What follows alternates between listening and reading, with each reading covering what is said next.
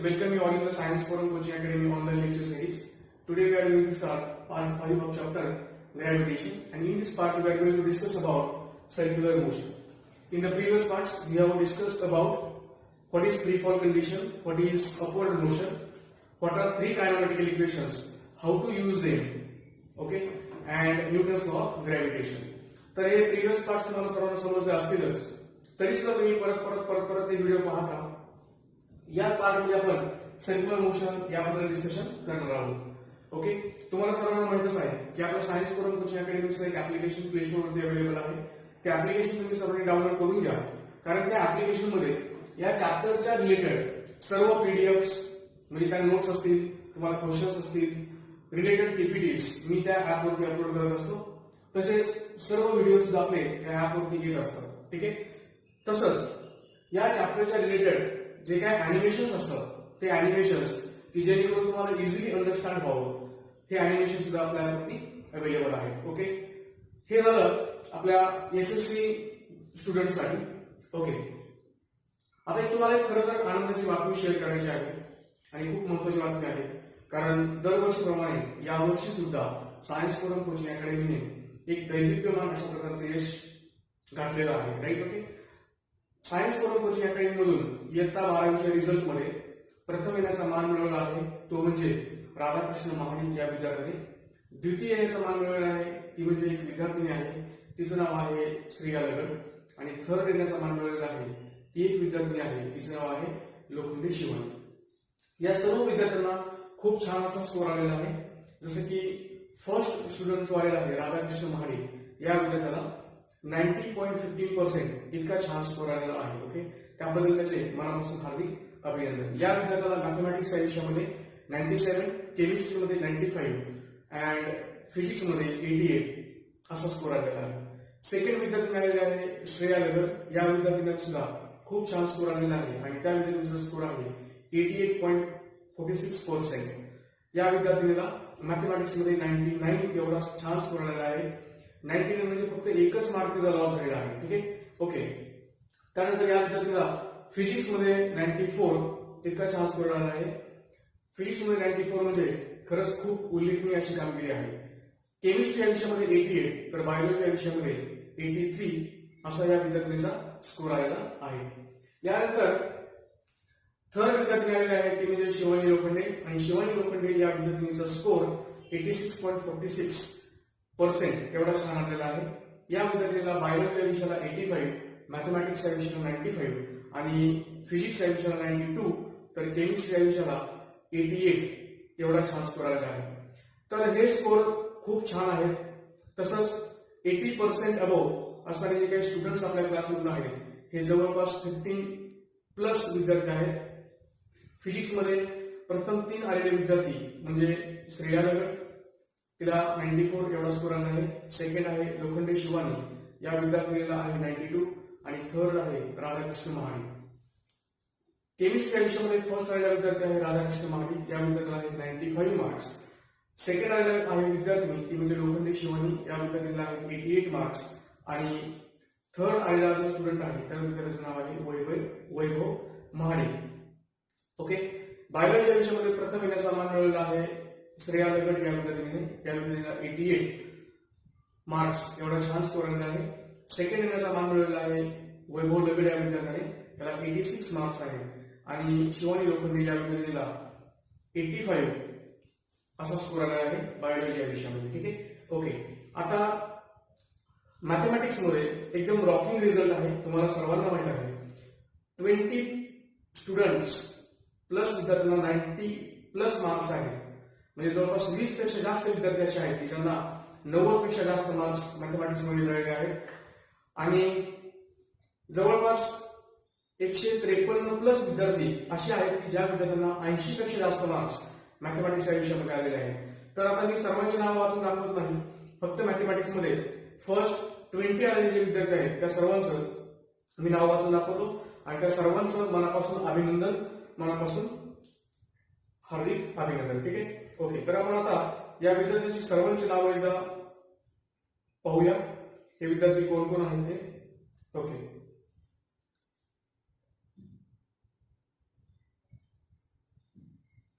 ठीक आहे. तर एचएससी बोर्ड परीक्षेमध्ये मॅथमॅटिक्स मध्ये आलेल्या विद्यार्थ्यांची नावे पहा. श्रेया नगर या विद्यार्थ्यांना आहेत 99 मार्क्स. ओमकार दरेकर 98 मार्क्स मिळून आपल्या क्लासमधून सेकंड आलेला आहे. राधाकृष्ण महाडिक, अमर कारंडे, दीपक तोंडे, ढवळे प्रतिभा अशा 4 विद्यार्थ्यांना 97 असा स्कोर आलेला आहे. आकांक्षा साळुंके या विद्यार्थ्यांना आलेला आहे 96 मार्क्स. लोखंडे शिवानी या विद्यार्थ्यांना आलेला आहे 95 मार्क्स. प्राजक्ता यादव आणि राजश्री गव्हाणे या दोन्ही विद्यार्थिनींना 94 एवढा स्कोर आलेला आहे. त्याचप्रमाणे ऋतुजा कंसे, ऐश्वर्या साबळे, पाटील सोनाली या तिन्ही विद्यार्थ्यांना 93 असा स्कोर आलेला आहे. वैभव महाडिक आणि रमेश भिशे या दोघांना 92 एवढा स्कोर आलेला आहे. साक्षी शेळके, अनिल गालवे या दोघांना 91 एवढा स्कोर आलेला आहे. गवळी सुजाता, दीपाली वाबळे आणि ऋतुजा शिंदे या 3 विद्यार्थिनींना 90 मार्क्स एवढा छान स्कोर आलेला आहे. तर हे विद्यार्थी होते 20 विद्यार्थी की ज्या विद्यार्थ्यांना 90 प्लस स्कोर आलेला आहे मॅथमॅटिक्स सब्जेक्टमध्ये. ओके, तर या सर्वांनी अशी उल्लेखनीय अशी कामगिरी केलेली आहे. त्याबद्दल या सर्वांचे मनापासून हार्दिक अभिनंदन. ओके, तर आता आपण हा रिझल्ट डिस्कशन केल्यानंतर आपण पुढचा पार्ट पाहूया आणि तो पार्ट म्हणजे सर्क्युलर मोशन. ठीक, ओके. सर्क्युलर मोशन डिस्कशन करताना हा एक्सपेरिमेंट मला करणं गरजेचं आहे की जेणेकरून तुम्हाला सर्क्युलर मोशन समजेल. आणि तो एक्सपेरिमेंट एकदम सोपा आहे. ही आहे इंक बॉटल. आपण या इंक बॉटलला काय समजायचं, हा आहे स्टोन, हा कोण आहे स्टोन, आणि ही आहे स्ट्रिंग. स्ट्रिंग आपण एका हातामध्ये पकडली आणि आता हा जो स्टोन आहे हा स्टोन सर्क्युलर मोशन कशी परफॉर्म करून बघा. Okay, circular motion, this is circular motion. समजलं ना? आता या सर्क्युलर मोशन मध्ये ऑब्जेक्ट कोण आहे, स्टोन हा ऑब्जेक्ट आहे. स्टोन हा ऑब्जेक्ट आहे आणि स्टोनची मोशन कशी आहे, सर्क्युलर मोशन. म्हणजे आपण असं म्हणू शकतो motion of a body along the circumference of a circle is non as a circular motion.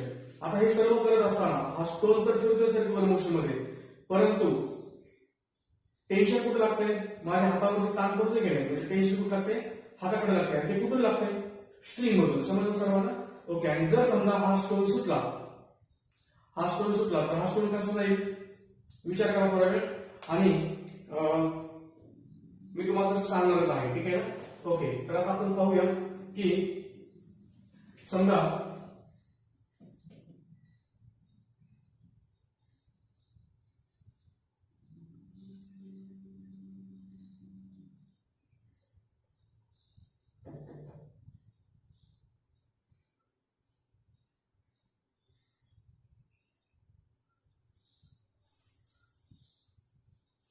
आता तुमच्या हातामध्ये स्टोन आहे, सॉरी तुमच्या हातामध्ये स्ट्रिंग आहे आणि स्ट्रिंगला आपण काय केलंय, स्टोन पॅक केलेला आहे. तुम्ही आता जस्ट जसं मी असं फिरवत होतो तसं फिरवत आहे हा stone.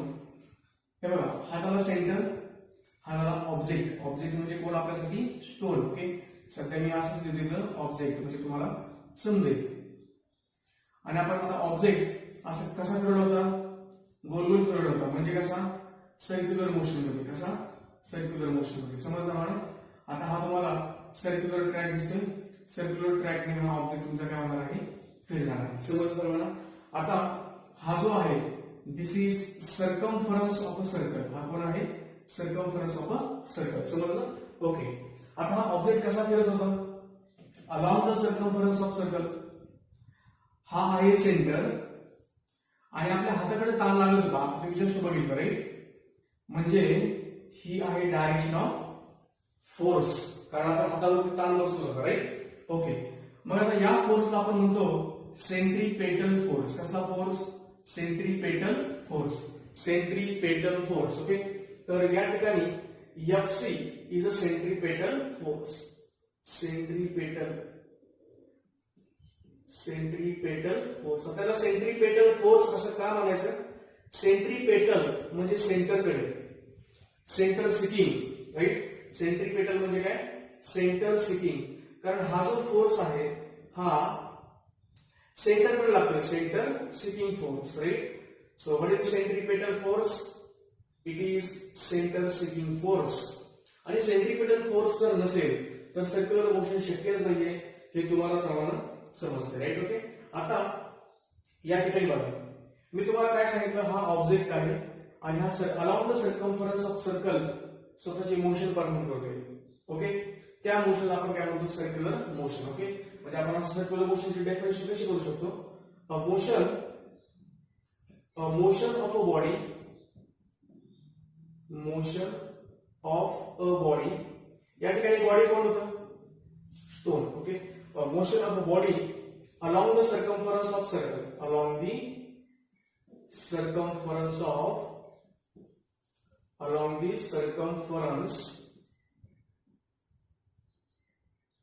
of a circle is known as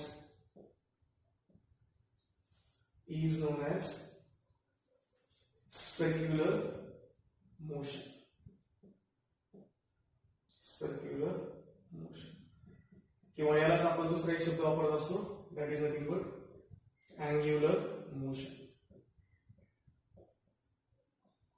angular motion समजलं सर्वांना. Okay, a motion of a body along the circumference of circle is known as a circular motion. Okay, हे तुम्हाला समजलं. या ठिकाणी हा ऑब्जेक्ट तुमचं सर्क्युलर मोशन परफॉर्म करतोय. आता हे व्यवस्थित आपण एका साईडला ड्रॉ करून घेऊया, म्हणजे तुम्हाला बाकीच्या जे काही गोष्टी रिलेटेड आहेत त्या मला सांगायला सोपं होईल. राईट. ओके, आता जस्ट आपण पाहिलं की ही आहे स्ट्रिंग, स्ट्रिंगला आपण ऑब्जेक्ट अटॅच केलेला आहे. से दिस इज द सेंटर म्हणजे ओ, आणि हा जो ऑब्जेक्ट आहे, हा ऑब्जेक्ट कसली मोशन परफॉर्म करतोय, सर्क्युलर मोशन. समजलं.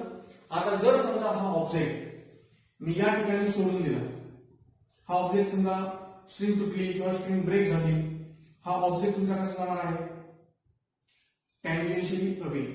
समजलं. जर ऑब्जेक्ट तुमचा या पॉइंटला असता, ओके, या पॉइंटला असता, तर या ठिकाणी तुमचा ऑब्जेक्ट कसा असता, टँजेन्शियली अवे. समजलं. जर समजा तुमचा ऑब्जेक्टची ही पोझिशन असते आणि या पोझिशनला तो ऑब्जेक्ट तुमच्याकडून समजा सुटला असता, तर हा ऑब्जेक्ट तुमचा कसा गेला असता, टँजेन्शियली अवे. समजलं. आता टँजेन्शियली अवे म्हणजे आपण असं ऑब्जेक्ट फेकून दिला, म्हणजे त्याला काहीतरी व्हेलॉसिटी असणार आहे. समजा त्या ऑब्जेक्टची व्हेलॉसिटी व्ही एवढी आहे असं मानलं आपण. ठीक आहे ना. ओके, सपोज ऑब्जेक्टचं मास आहे एम. आता सर्क्युलर मोशन परफॉर्म करतोय म्हणजे हा झाला सर्क्युलर रोड, आणि सर्क्युलर रोडची जी रेडियस आहे त्याला म्हणूया आपण आर. बरोबर. सर्क्युलर मोशनची जी काही रेडियस आहे that is nothing but r. आता हे झालं तुमचं, ही झाली ऑब्जेक्टची पोझिशन, म्हणजे मी हे असं ऑब्जेक्टची पोझिशन दाखवलं. तुम्हाला माहिती सेंटरकडे काय लागत असतं, सेंटरकडे लागत असतो सेंट्रीपेटल फोर्स. सेंटरकडे लागणारा फोर्स कोणता आहे, सेंट्रीपेटल फोर्स.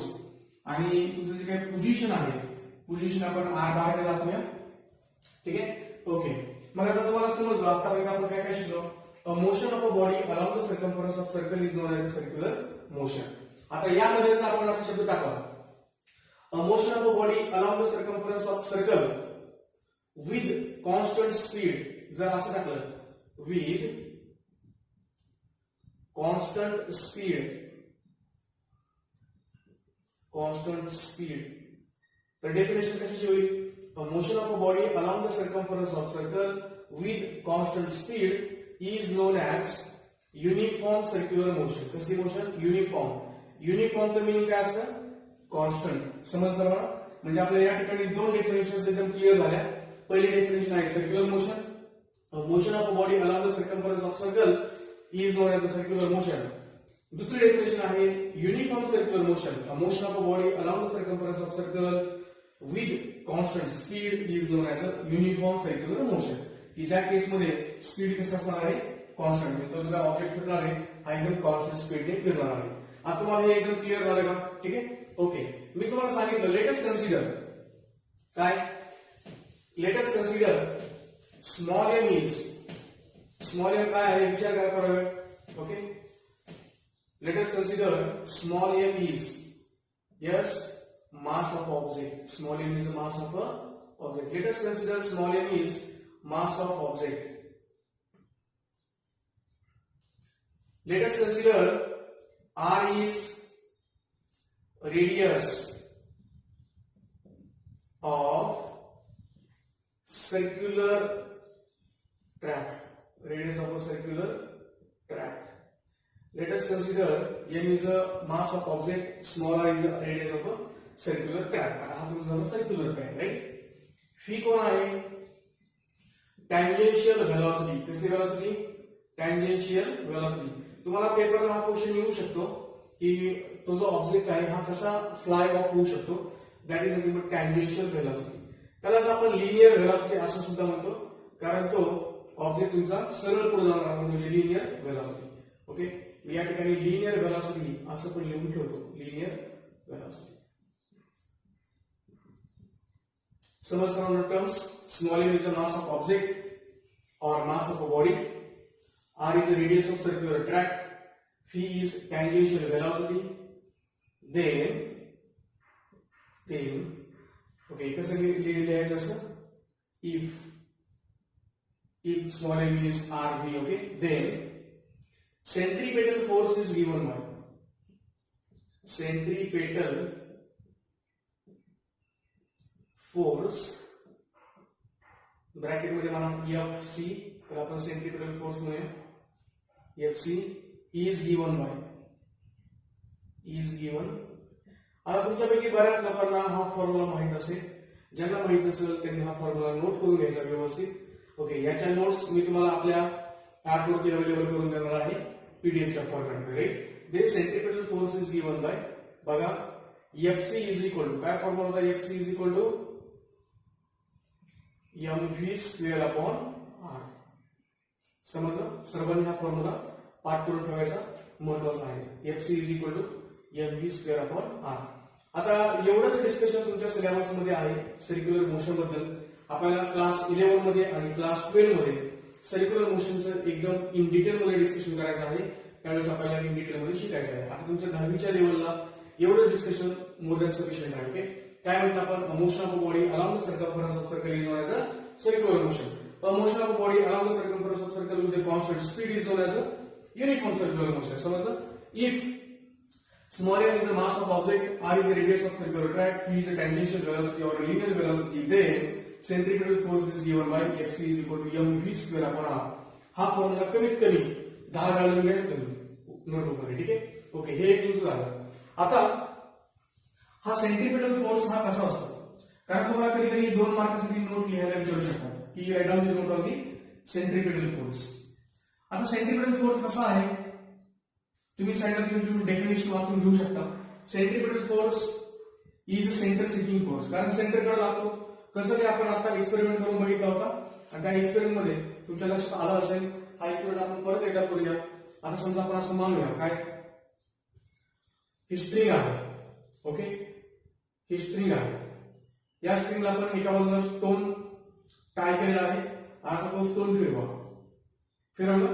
ओके, आता हे फिरवत असताना तुमच्या लक्षात आलं का, तुम्ही असं एक्सपेरिमेंट घरी पण करून बघा. ठीक आहे ना? ओके, तुमच्या हातावरती एक ताण पडतोय, तो कुठून पडतोय, स्ट्रिंग वरून पडतोय. आणि हा जो फोर्स आहे किंवा हे जे टेन्शन आहे, it is towards the centre. दिसलं का? म्हणून याला आपण काय म्हणतो, centre seeking force. Centripetal force is a centre seeking force. तुमच्या हाताला ताण पडतोय की नाही, म्हणजे हा फोर्स कसा आहे, खरोखरचा फोर्स आहे हा. दिस इज रिअल फोर्स. ओके, जर सेंट्रिपेटल फोर्स तुम्हाला डेफिनेशन वगैरे लिहायला आली तुम्ही डेफिनेशन प्रॉपरली लिहायची, तुम्हाला समज असं काय लिहायचं ते. परंतु बाकीचे जे पॉइंट्स आहेत बघा सेंट्रिपेटल फोर्स. पहिला पॉइंट काय होणार, centripetal force is centre seeking force. बरोबर, सेंटर सिकिंग फोर्स. त्यानंतर तुम्ही काय बोलणार की centripetal force is real force. कसला फोर्स आहे, real force. Centripetal force is real force. आणि 3 नंबरचा पॉइंट आहे centripetal force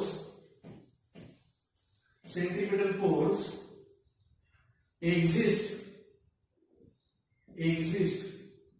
in centripetal force exists in inertial frame of reference.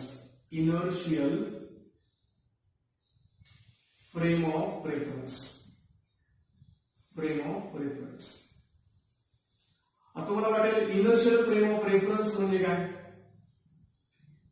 Okay, हा असा फ्रेम ऑफ रेफरन्स आहे की त्या फ्रेम ऑफ रेफरन्स मध्ये न्यूटन्स लॉ व्हॅलिड आहे, न्यूटनचे जे 3 लॉज आहेत ते व्हॅलिड असतात. एवढं जरी तुम्ही लक्षात नाही ठेवलं तरी पण तुम्ही एवढं लक्षात नक्कीच ठेवू शकता की centripetal force is a centre swinging force, centripetal force is a real force and centripetal force exist in inertial frame of reference. समजलं ना? एक्झाम्पल एकदम सोपं आहे. एक्झाम्पल मी तुम्हाला आता जे काय सांगितलं आहे ते तुम्ही लिहू शकता. काय? Stone tied at the one end of the string and give it a circular motion, right? Okay. किंवा बाकीचे एक्झाम्पल्स मी तुम्हाला आपल्या स्क्रीनवरती दाखवेलच. जसं की काय सन एका जागेवरती फिक्स आहे. Earth is revolving about the sun, ही पण सर्क्युलर मोशनच आहे. Moon earth is revolving around the sun, moon is revolving around the earth. आज तुम्ही बाकीचे जे काही एक्झाम्पल्स आहेत हे एक्झाम्पल्स लिहू शकता. तर मला वाटतं तुम्हाला हे डिस्कशन समजलं असेल. What do we mean by circular motion, what is centre swinging force, this formula x is equal to mv square upon r. हा फॉर्म्युला मला पुढच्या डेरिव्हेशनला लागेल. या पुढच्या पार्ट मध्ये आपण केपलर्स लॉज ऑफ मोशन पाहूया. ओके. केपलर्स लॉ सुद्धा खूप महत्त्वाचे आहेत आणि ते डिस्कशन समजण्यासाठी तुम्हाला सर्क्युलर मोशन समजणं अत्यंत गरजेचं आहे. या पूर्वीचे सर्व पार्ट्स पहा. ओके, ठीक आहे. तर आपण या ठिकाणी थांबूया. धन्यवाद.